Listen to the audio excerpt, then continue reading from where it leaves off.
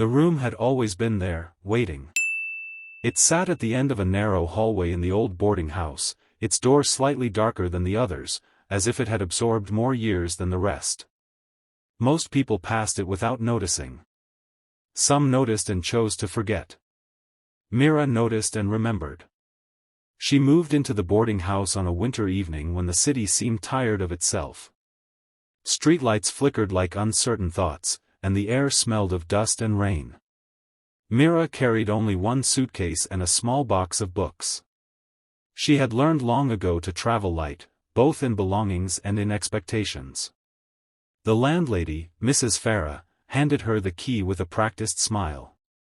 "Third floor. End of the hall. It's quiet there." Quiet sounded kind. Mira thanked her and climbed the stairs, counting each step as if anchoring herself to something solid. The room greeted her with stillness. Pale walls, a narrow bed, a wooden desk, and a single window that overlooked a brick wall across the alley. It wasn't beautiful, but it felt attentive. As if the space itself had paused to acknowledge her arrival. She shook off the thought. Loneliness had a way of dressing itself up as imagination. Mira unpacked slowly. Each object placed carefully, deliberately.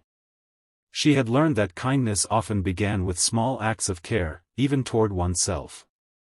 When she finished, she sat on the bed and let out a breath she didn't know she had been holding. That night, she dreamed of eyes in the walls, not frightening ones, but gentle, patient eyes that watched without judgment. When she woke, she felt oddly rested, days settled into a rhythm. Mira worked at a nearby library, repairing old books and helping visitors find what they didn't know they were looking for. She spoke softly, smiled often, and listened deeply. People noticed. Some returned just to talk. Others left lighter than they arrived, unsure why. Every evening, she returned to the room. The room seemed to respond to her moods.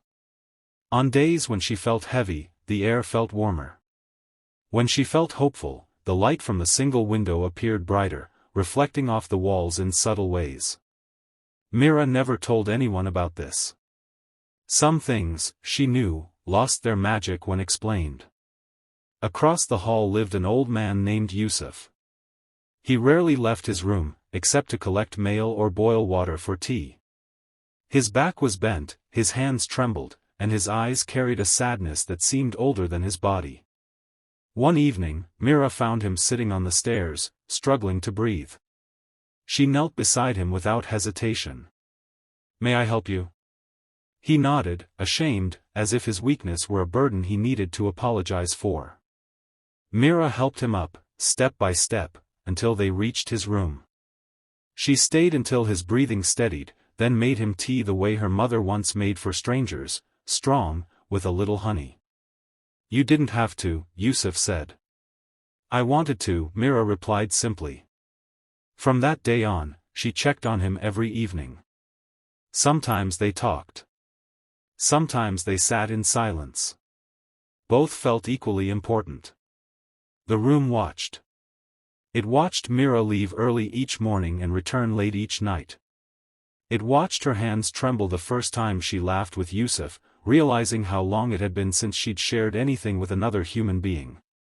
It watched her cry quietly one night when she received a letter she did not open, placing it carefully in her drawer instead.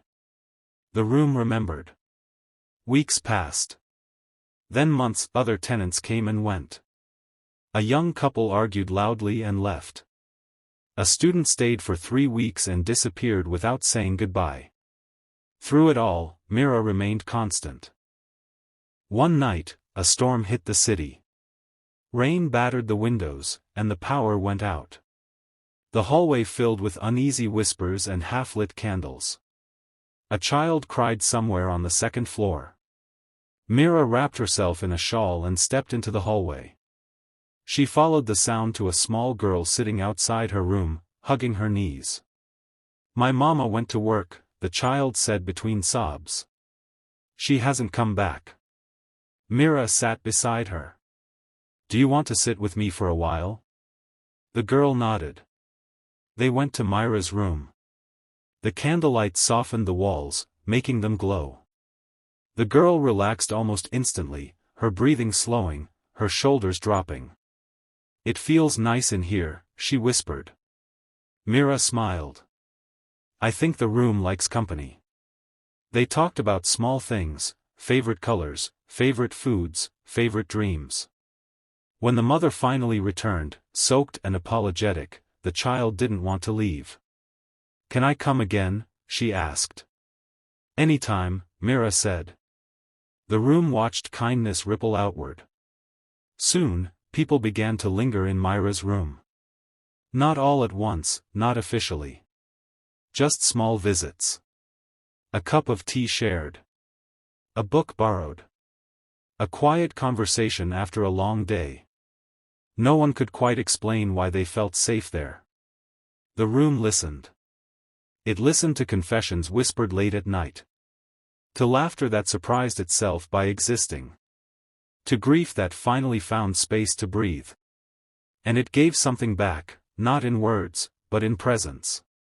One evening, Myra returned to find Yusuf's door open and silent. She knew, before she stepped inside.